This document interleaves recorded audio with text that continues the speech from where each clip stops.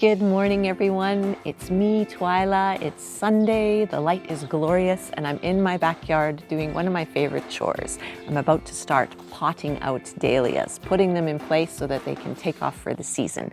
And all of these varieties are new to me. I kind of went on a bit of a blitz, so I made notes in the fall about how tall everything is.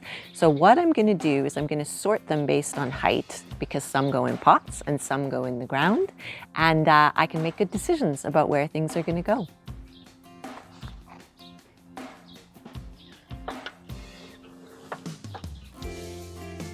I wasn't intending to have so many dahlias. In fact, I was actually going to start phasing them out. I've had a couple of really tough growing seasons with them. The heat dome a couple years ago, I had hardly any blooms at all. And then last year, same thing, though a few, but I think I had a fertilizer issue and I just thought they're too fussy. I don't want to do all this.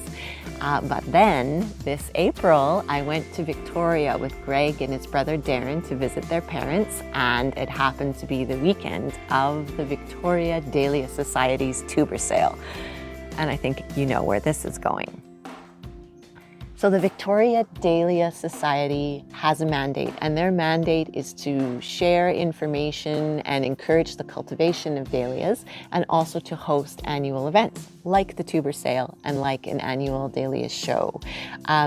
The sale is an incredible thing. I've been to it before. The first time I went, I got there about 30 minutes after the sale started, and by the time I checked out, it was cleaned right out. It was amazing. So this time, we made sure that we got there early, and actually, Darren, Greg, and I were the first ones in line. Being in the lineup is really quite lovely, because especially when you come early, because you're keen, but everybody else who comes then is super keen too, and everybody is excited. Everybody wants to share their tips, their successes, their failures, all that kind of thing. So there was a real sense of community and appreciation for dahlias, which of course you carry into the building when they open the doors. And we were very lucky because we were among the first to go through, and we saw all those tables beautifully laid out by letter category and also type category. So it was really easy to go through, but also very tempting, because you know, it was like I started to vibrate a little bit, and I had a little voice in my head saying, oh, but there's always room for more. There's always room, right? Yes. No, I can make it happen. Okay. So there was me thinking, oh yes, I'll check out the sale. I had a lot of fun last time. I'll come home with one or two things, maybe something for Jillian too. And guess what? I left with 19 dahlias. 19! So some of them have already been put out, but look, I still have to deal with all of these ones. The volunteers that are helping out with the running of the sale, they were just incredible and so knowledgeable and so helpful. I actually got some good information about fertilizing, which is where I think I went wrong last year, which I'm going to share with you.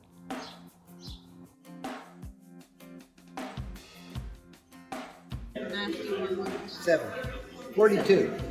42 is the answer to everything in the universe. Hitchhiker's Guide. Yeah.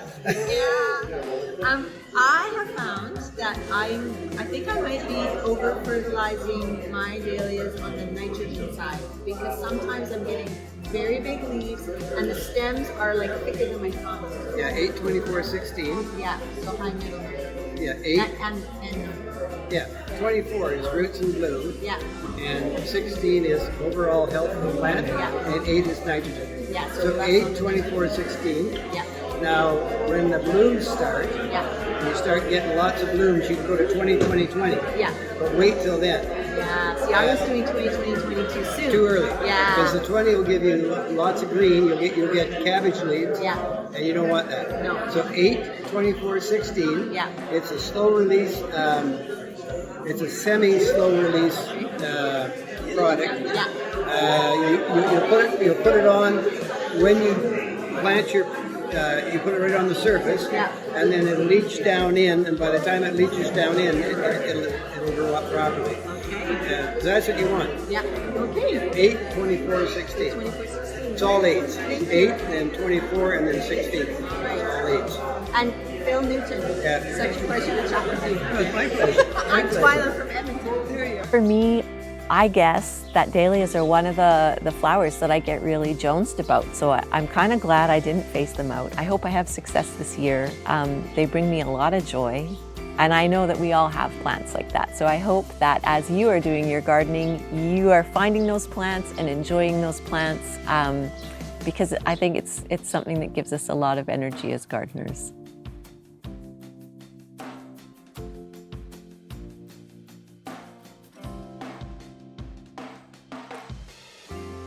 Well, I better get cracking. Thank you so much for watching. I am going to be posting more videos soon. There's going to be more Twilla and Julian, but also I was just in Ibiza, so there'll be some Twilla visit locations in Ibiza. So more to come. Thanks so much, everyone. Happy gardening and stay tuned. Bye-bye. Tabitha, come here. Come see me. Come see me. Tabbers, come. Come. Come. No? There's a baby. That's a baby. That's a baby.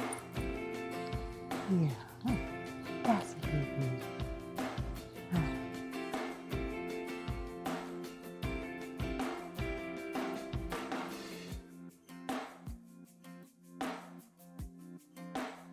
All of ours in saran wrap.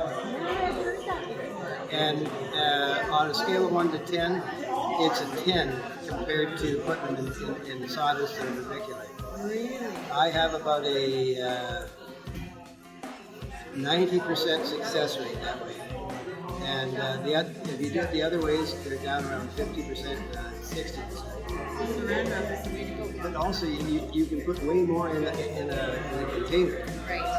Whereas, like I can get 200 in a container. Whereas if you do it in vermiculite or sawdust, you get about 40. So it's way less storage. Good morning, everyone. It's me, Twilla. It's Sunday, and I am in my backyard about to begin one of my favorite chores. Oh, I've got a wasp right by my face.